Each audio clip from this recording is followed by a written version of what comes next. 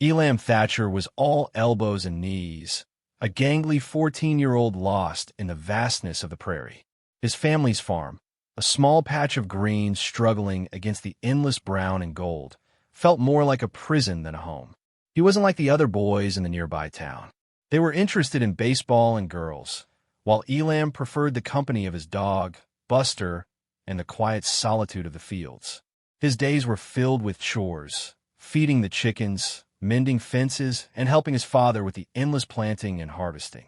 But his mind often wandered, picturing adventures beyond the horizon, imagining himself as a brave explorer or a daring cowboy. He yearned for something more than the monotonous routine of farm life. His mother, a kind but weary woman, tried her best to keep his spirits up. She'd tell him stories of her own childhood, of bustling cities and exciting travels. But even those tales couldn't quite fill the emptiness Elam felt. He missed having a friend, someone to share his dreams and secrets with. The nearest school was too far to travel daily, so he learned from his mother, reading books about faraway lands and historical heroes. Loneliness clung to him like the prairie dust, settling in his heart and making it heavy. He often sat by the creek, watching the water flow by, wishing he could be carried away to some place new and exciting. He'd skip stones, aiming for the other side, imagining each stone was a problem or a worry he was casting away. Buster would sit patiently by his side, his tail thumping softly against the ground, offering silent companionship. Elam felt different, an outsider even in his own family. His older brother, Caleb, was strong and outgoing, everything Elam wasn't. Caleb seemed perfectly content with farm life, eager to take over the family business one day. Elam admired Caleb, but he also felt a pang of jealousy. He didn't want to spend his life plowing fields. He wanted to see the world, to experience something extraordinary. He just didn't know how to escape the quiet, lonely prairie that held him captive. One sweltering afternoon, as the sun beat down mercilessly on the parched earth, Elam was sent to the barn to fetch a coil of rope.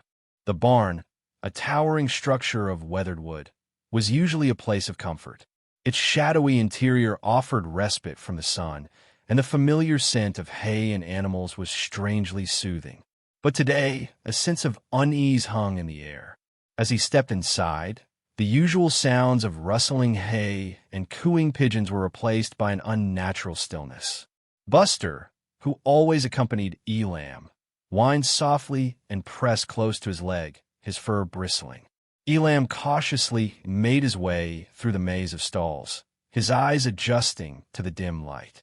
He reached for the rope, which hung from a rafter, when he saw something huddled in the corner, hidden behind a stack of hay bales.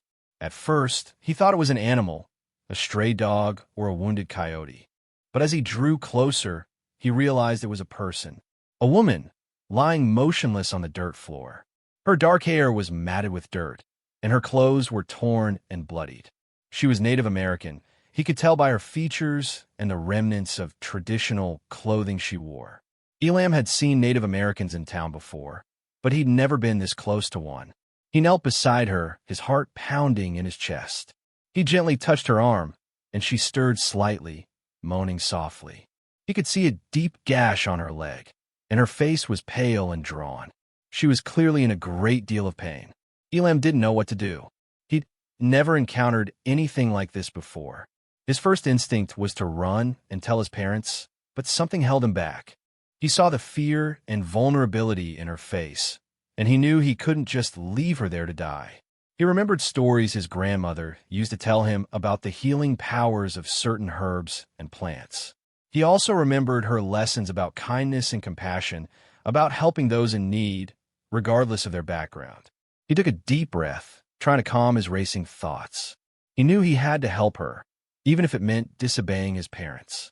He decided to bring her water and a blanket, hoping to make her more comfortable until he could figure out what to do next. This was the adventure he had been longing for, but it was nothing like he had imagined. It was real, dangerous, and filled with uncertainty. Elam crept back to the house, his mind racing. He filled a water skin and grabbed an old, patched quilt from the linen closet, trying to act as normal as possible. His mother, noticing his unusually pale face, asked if he was feeling all right. He mumbled something about a headache and hurried back outside, Buster trotting faithfully at his heels. Back in the barn, Tabani, though Elam didn't know her name yet, hadn't moved. He gently raised her head and trickled water between her parched lips. She swallowed weakly, her eyes fluttering open. They were dark and filled with pain, but Elam saw a flicker of gratitude there too. He covered her with a quilt, hoping it would offer some comfort. Later that evening, at supper, Elam's parents talked about the recent troubles with the Native American tribes in the area. There had been raids on nearby settlements, and tensions were high. His father, a stern man with calloused hands and a weathered face, expressed his anger and distrust.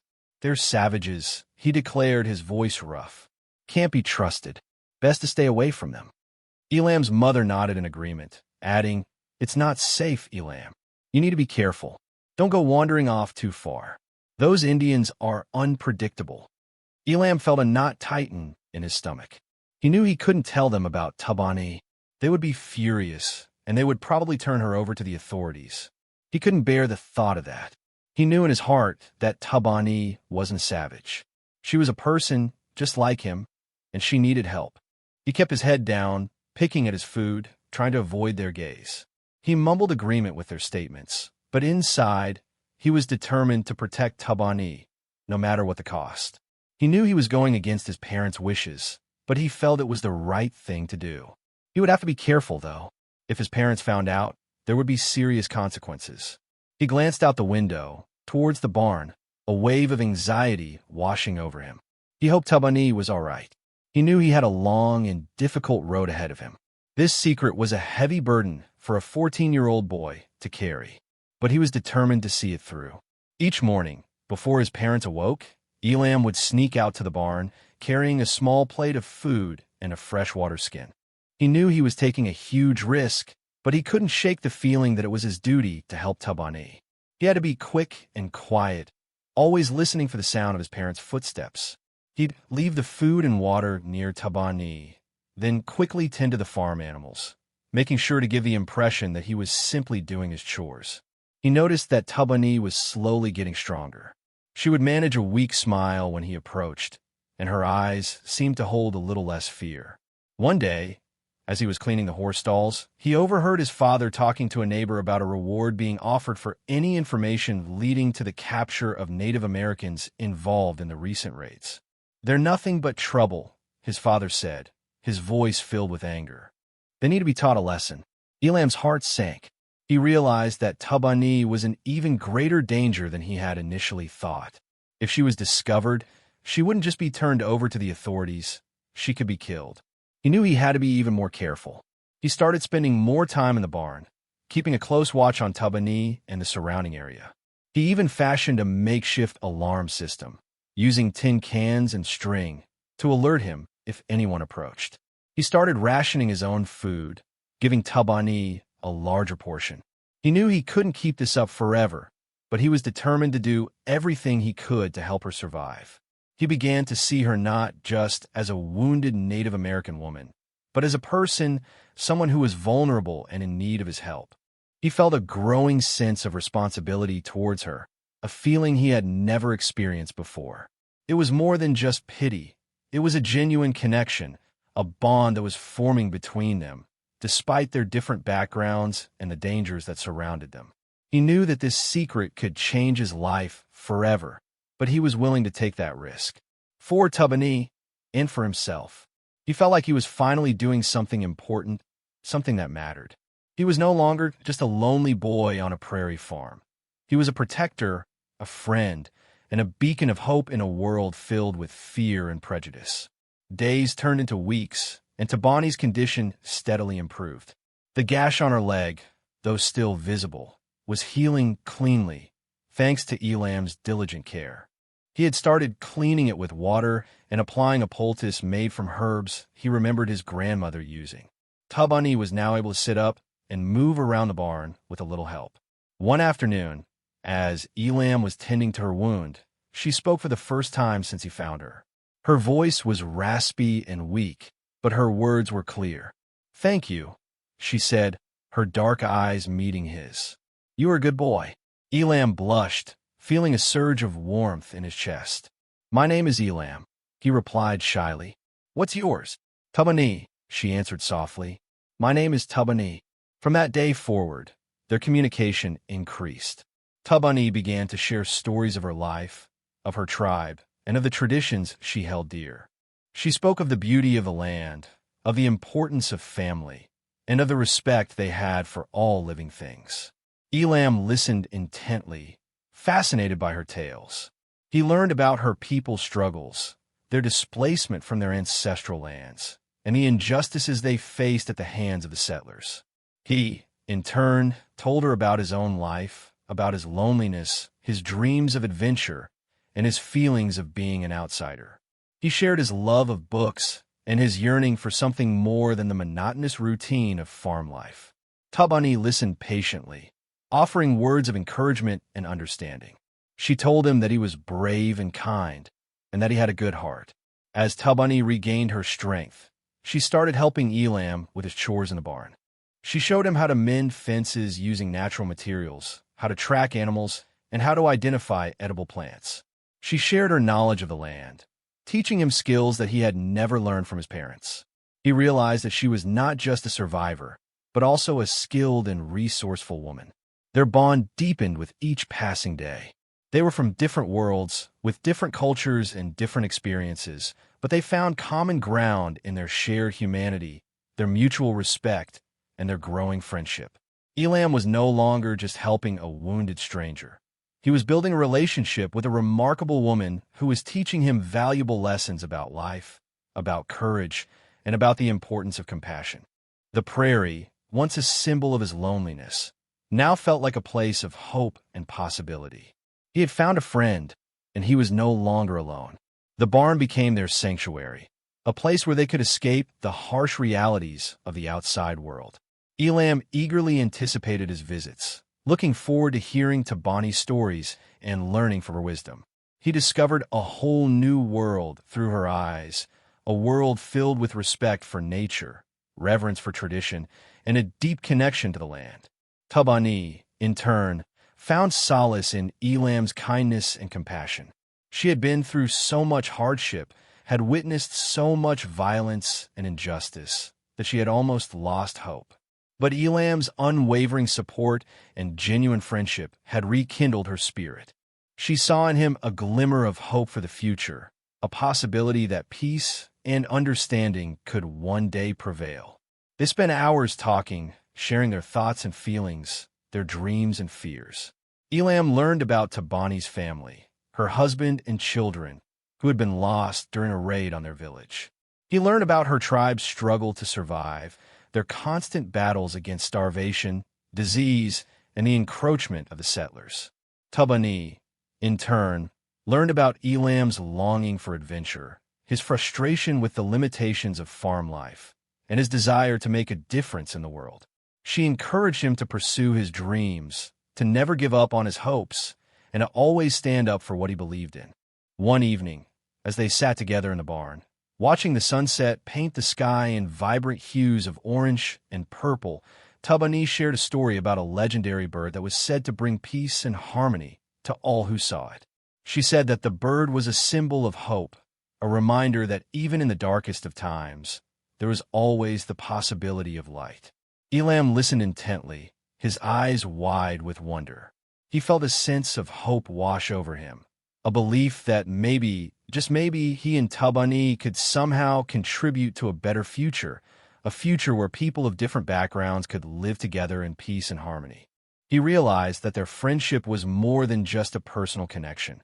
It was a symbol of hope, a testament to the power of compassion, and a bridge between two worlds that were often at odds. He knew that their journey was far from over, but he was ready to face whatever challenges lay ahead, as long as he had Tubani by his side. The quiet prairie was now filled with the potential for something extraordinary. Beyond the sanctuary of the barn, the tension on the prairie was growing thicker, like a storm cloud gathering on the horizon.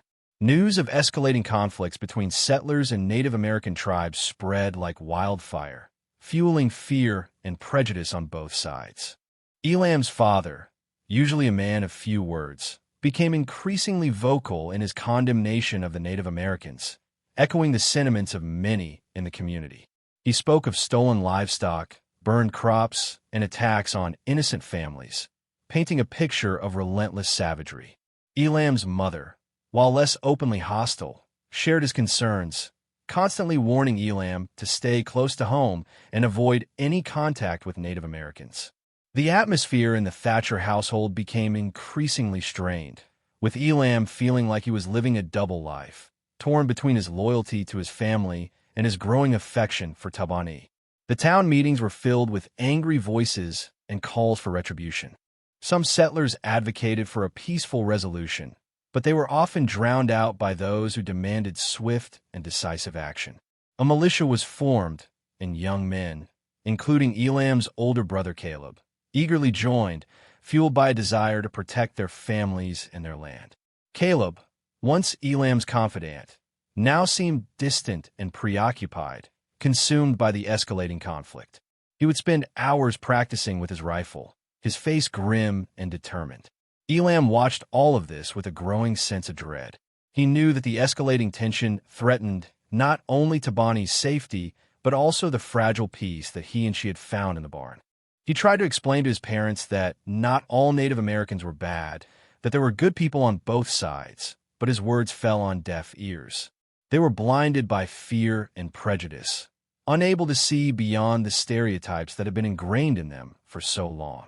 The prairie, once a symbol of hope and freedom, now felt like a battleground, a place where violence and hatred threatened to consume everything in its path.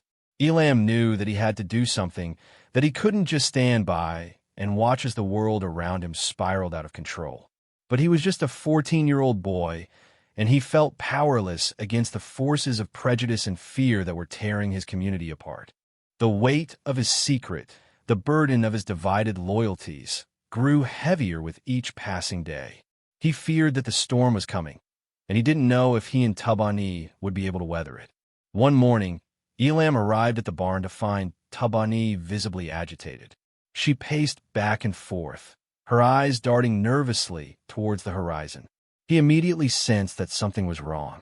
"What is it?" he asked, his voice filled with concern. Tabani stopped pacing and looked at him, her face etched with worry.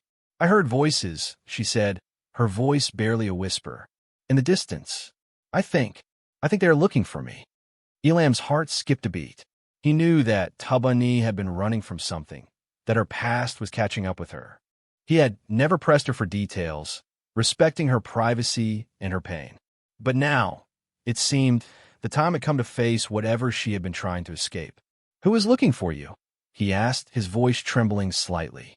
Tabani hesitated for a moment, then took a deep breath and said, "My people, some of them, they believe I betrayed them." She explained that she had been part of a group that had been raiding settlements, but that she had become disillusioned with the violence and the senseless killing. She had tried to convince them to stop, to find a peaceful solution, but they had refused to listen. When she had refused to participate in a particularly brutal attack, they had accused her of being a traitor and had vowed to hunt her down. Elam listened in stunned silence. He couldn't believe that Tabani, the kind and compassionate woman he had come to know and love, could have been involved in such violence. But he also knew that people were capable of doing things they never thought they would, especially when driven by desperation and fear. He realized that Tabani's past had just walked into their present, threatening to destroy everything they had built together. He knew that he had to protect her, not just from the settlers who wanted to harm her, but also from her own people who believed she had betrayed them. The stakes had just been raised, and Elam knew that he was about to face the biggest challenge of his life. He took Tabani's hand and squeezed it tightly. "We'll face them together," he said, his voice filled with determination. "I won't let them hurt you." He knew it was a promise he intended to keep, no matter the cost. The prairie was no longer just a battleground between settlers and Native Americans. It was now a battleground for Tabani's very soul.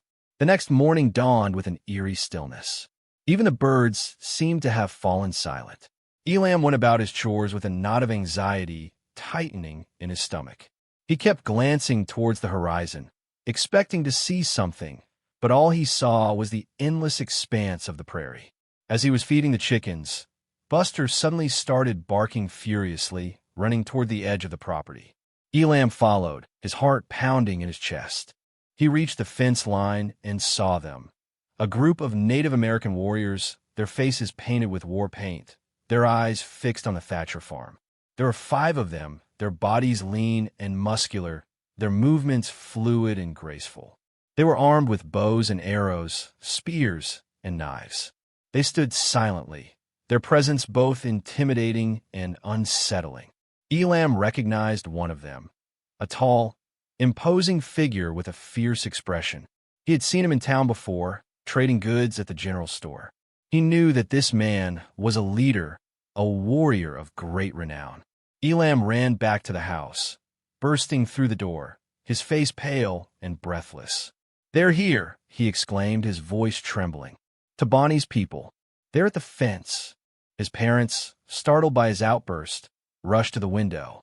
They saw the warriors standing silently at the edge of their property, and their faces turned white with fear. His father grabbed his rifle, his hands shaking slightly. "Get inside," he ordered Elam and his mother. "And stay there." Elam knew that he couldn't just stand by and watch as his father prepared to confront the warriors. He had to do something, anything, to prevent a bloodbath. He ran back outside, ignoring his father's commands, and headed towards the barn. He knew that Tabani was terrified, and he wanted to be with her, to offer her whatever comfort he could.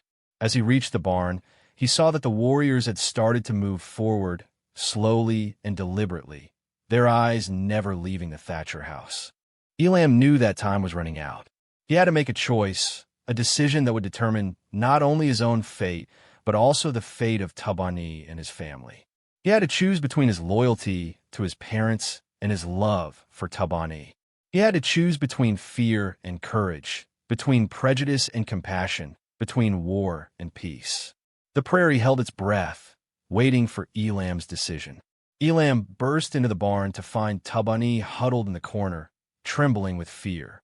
He knelt beside her, taking her hand in his. "It's going to be all right," he said, his voice trying to sound more confident than he felt. "I won't let them hurt you." Tabani looked at him, her eyes filled with gratitude and a hint of resignation. "They will not listen to you, Elam," she said softly. "They believe I have betrayed them. They will not rest until they have taken their revenge." Elam knew that Tabani was probably right, but he refused to give up hope. He had to try at least. He stood up, took a deep breath, and walked out of the barn, towards the approaching warriors. His father, seeing him emerge from the barn, shouted, "Elam, get back here. Are you crazy?"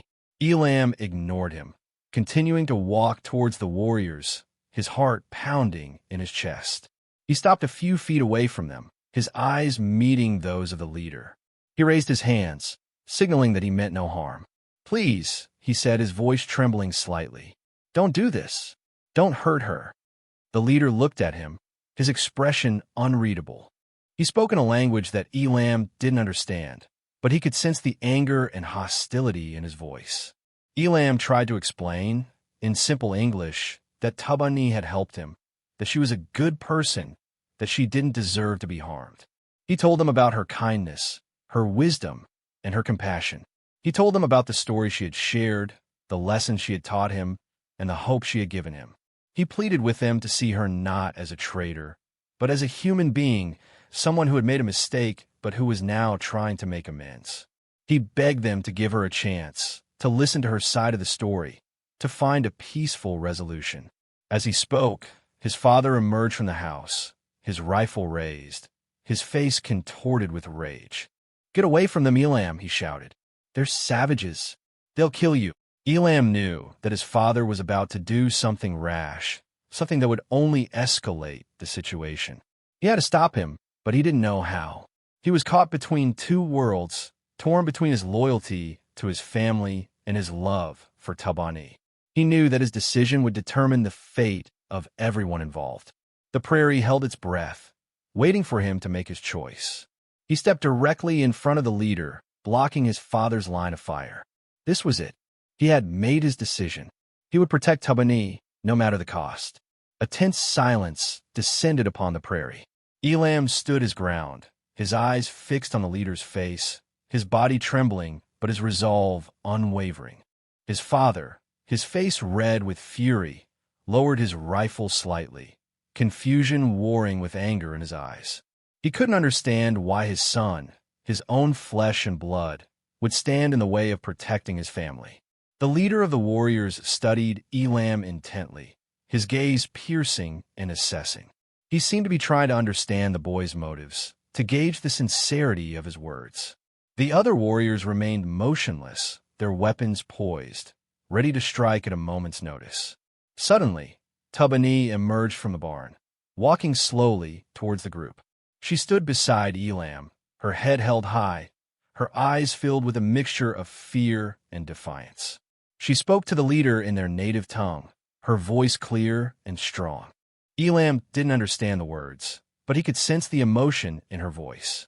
She was pleading with them, explaining her actions, and asking for their forgiveness. He watched as the leader listened intently, his expression softening slightly.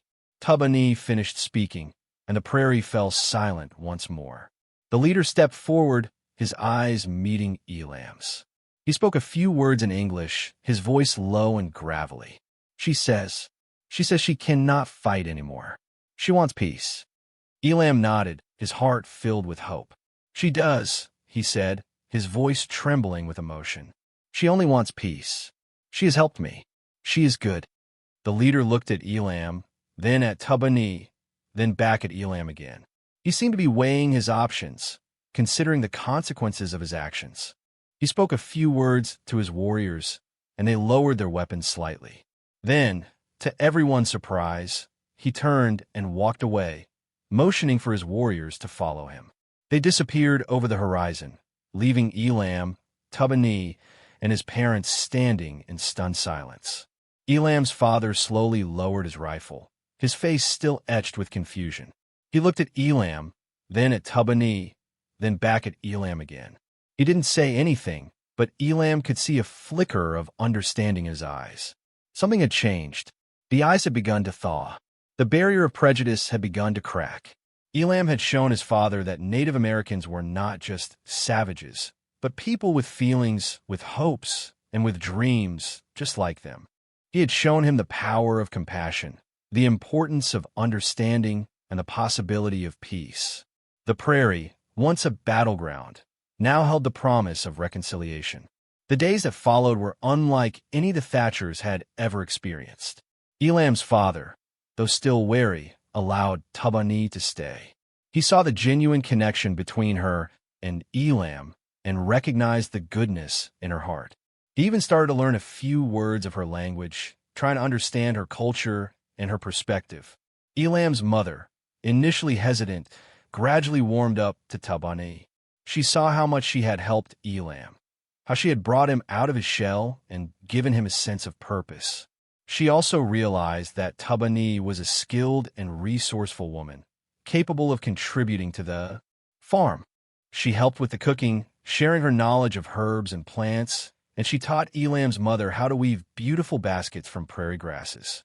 Elam's brother, Caleb, initially remained skeptical, but even he couldn't deny the positive impact Tubani had on their family. He saw how much happier Elam was, how he had become more confident and outgoing. He even started to listen to Tubani's stories about her people and their traditions, gradually shedding his own prejudices. As Tubani became more integrated into the Thatcher family, Elam began to see the world in a new light. He realized that belonging wasn't about being the same as everyone else. It was about being accepted for who you are, with all your differences and imperfections. He learned the value of empathy, of putting himself in other people's shoes and trying to understand their perspectives. He saw that prejudice was born out of ignorance and fear, and that compassion was the key to overcoming those barriers. He also realized that the prairie wasn't just a place of loneliness and isolation. It was a place of beauty and opportunity, a place where people from different backgrounds could come together and build a better future. He started to appreciate the simple things in life. The warmth of the sun on his face, the sound of the wind rustling through the tall grasses, the companionship of his dog, Buster. Tubani, in turn, found a sense of belonging with the Thatcher family that she had thought she would never experience again. She was grateful for their kindness, their acceptance, and their unwavering support. She felt like she had finally found a place where she could heal from her past and build a new future. She began teaching Elam her language, sharing stories and traditions. She was showing him how to connect with nature and live in harmony with the land. The Thatcher farm became a symbol of hope, a beacon of light in a world filled with darkness. It was a place where people of different backgrounds could come together and find common ground, a place where compassion and understanding could triumph over prejudice and fear. Elam was no longer just a lonely boy on a prairie farm. He was a bridge between two worlds, a champion of peace, and a symbol of hope for a better future. He had finally found his place in the world, and he was determined to make a difference. The endless prairie had become his home, not just a place to live, but a place to love and protect. News of what happened to the Thatcher farm spread throughout the community, carried by whispers and rumors. Some settlers remained suspicious, clinging to their prejudices, but others were inspired by Elam's courage and Tabani's grace. They began to question their own beliefs, to wonder if there might be a better way to coexist with the Native Americans. Slowly but surely, the atmosphere in the community began to change. People started talking to each other, sharing their fears and their hopes. They organized meetings, not to plan for war, but to discuss ways to build bridges and foster understanding. Elam and Tabani became symbols of this change, their story a testament to the power of compassion and the possibility of peace. Elam continued to learn from Tabani, not only about her culture and her traditions, but also about the importance of standing up for what you believe in, even when it's difficult. He started to speak out at town meetings, sharing his experiences and encouraging others to see the Native Americans not as enemies, but as fellow human beings. His words resonated with many, especially the younger generation, who were eager to build a better future, a future where peace and harmony could prevail. Caleb, inspired by his younger brother's courage, used his influence within the militia to advocate for a more peaceful approach. He began organizing patrols not to hunt down Native Americans, but to protect them from rogue settlers and to prevent further violence. The prairie, once a battleground of fear and prejudice, began to transform into a landscape of hope and opportunity. Settlers and Native Americans started to trade with each other, sharing their goods and their skills. They celebrated each other's festivals, learning about each other's cultures and traditions. They built schools and churches together, creating a community where everyone felt welcome and valued. Years later, Elam would look back on those difficult times with a sense of pride and gratitude. He knew that the journey towards peace was far from over, but he also knew that they had made a start. He had learned that even the smallest act of kindness could have a profound impact, that even in the darkest of times, there was always the possibility of light. He had found his place in the world, not as a lonely boy on a prairie farm, but as a champion of peace, a bridge between two worlds, and a symbol of hope for a better future. The endless prairie, once a reminder of his isolation, had become a testament to the power of connection, the triumph of compassion, and the enduring promise of peaceful coexistence. And it all started with a wounded woman, a hidden barn, and a boy who dared to care.